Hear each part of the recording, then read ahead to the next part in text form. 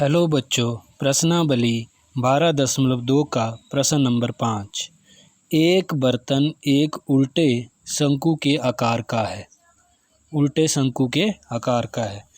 इसकी ऊंचाई 8 सेंटीमीटर है और इसके ऊपरी सिरे जो कि खुला हुआ है की त्रिज्या 5 सेंटीमीटर है।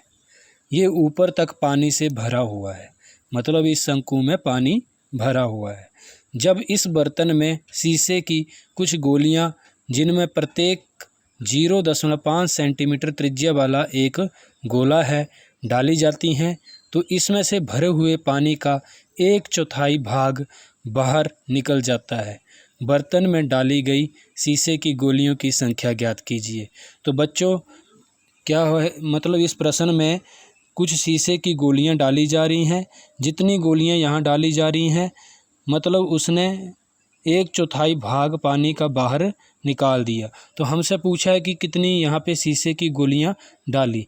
तो सबसे पहले हम मान लेते हैं कि हमने यहाँ पे n गोलियां शीशे की डाली। माना बर्तन में डाली गई शीशे की गोलियों की संख्या क्या है बच्चों, n।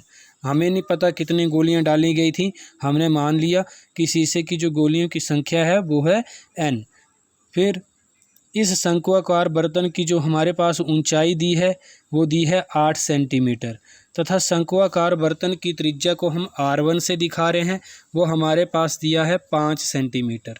शीशे की गोली की त्रिज्या जो कि गोलाकार में है उसको हम r2 से दर्शा रहे हैं, वो हमें दिया गया है 0.5 सेंटीमीटर। तो बाहर निकले पानी का जो आयतन है वो होगा n गुणा शीशे की गोली का आयतन। मतलब जितने शीशे की गोलियां डाली जाएंगी उन सब का आयतन निकलेगा, तो उतना पानी इस शंकु से बाहर निकलेगा। तो बाहर निकले पानी का जो आयतन रहेगा, जितनी हमने शीशे की गोलियां डाली हैं उन सब का आयतन, तो n गुणा शीशे की गोली का आयतन।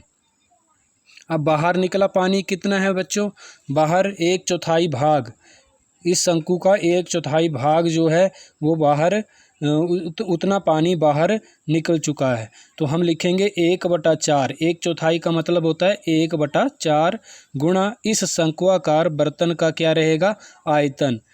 1/4 इस शंकु के आयतन का 1/4 भाग पानी का बाहर निकल जाएगा जब हम n शीशे की गोली का आयतन डालेंगे। मतलब जितनी गोलियां यहाँ डालेंगे उन सब का आयतन उसके बराबर रहेगा।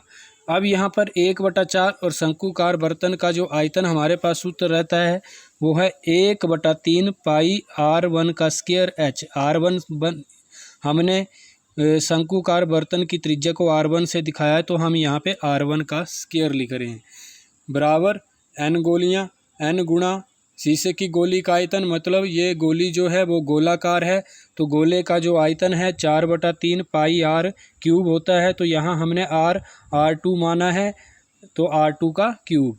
अब यहाँ पे बच्चों n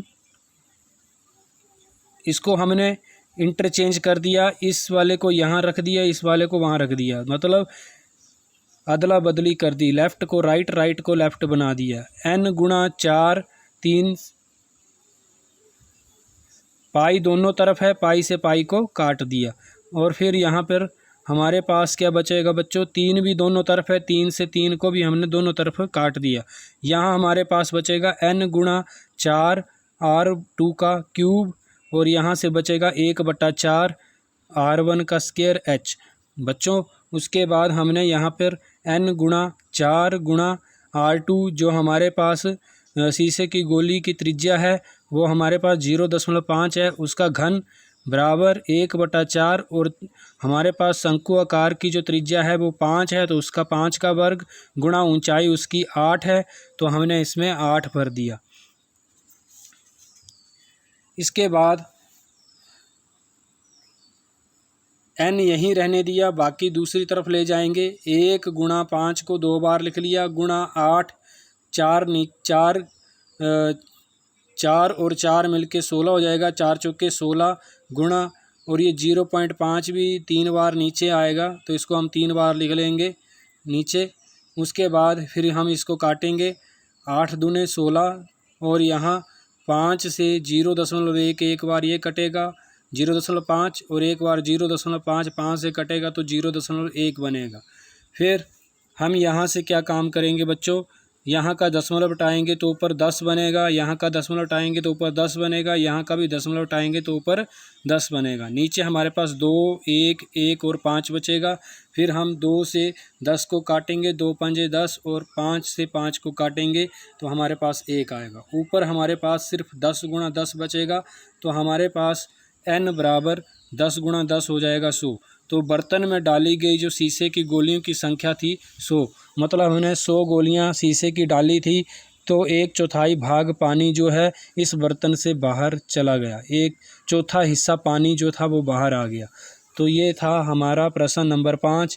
बच्चों इसे आप दोबारा से समझ लें, रिपीट करके इसको दोबारा सुन लें। धन्यवाद।